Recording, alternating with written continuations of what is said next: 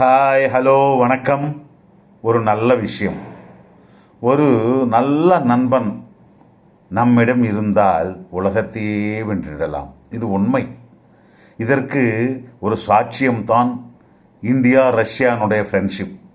ஆரம்பத்திலிருந்தே ரஷ்யா நமக்கு நட்பு நாடுதான். அந்த நட்பு தான் இப்போ திரு மோடி அவர்கள், திரு புதின் அவர்களால் இன்னும் வலுவடைந்தது. இது முற்றிலும் உண்மை. இப்போ அமெரிக்கா நம்ம மேலே விதித்த தாரிஃப்க்கு ரஷ்யா தான் நமக்கு ஃபுல் சப்போர்ட் செய்கிறது. ஒன்றல்ல, காஷ்மீர் விஷயத்திலும், லேட்டஸ்டாக நடந்த ஆபரேஷன் சிந்தூர் விஷயத்திலும், 1971 பாகிஸ்தான் போரிலும் நம்ம இந்தியாவுக்கு ஐக்கிய நாடு சமிதியில் சாஸ்வத சபியத்துவம் கொடுக்க வேண்டும் என்று ப்ரப்போஸ் செய்ததும், நம்மிடம் உலக நாடுகள் வேண்டாம் என்று சொன்னாலும் ரஷ்யாவிலிருந்து ஆயில் பர்ச்சேஸ் பண்ணுகிறோம்.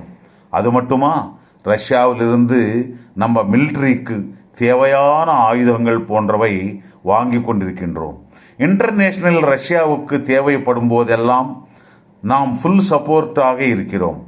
அப்படி உலக நாடுகளை எதிர்த்து இந்தியாவுக்காக ரஷ்யா, ரஷ்யாவுக்காக இந்தியா ஒருவருக்கொருவர் நட்பாக நிற்கிறோம். உலகளவிலே இந்தியாவுக்கு த பெஸ்ட் ஃப்ரெண்டு யாராவது இருக்கின்றார்கள் என்றால் அது ரஷ்யா மட்டும்தான்.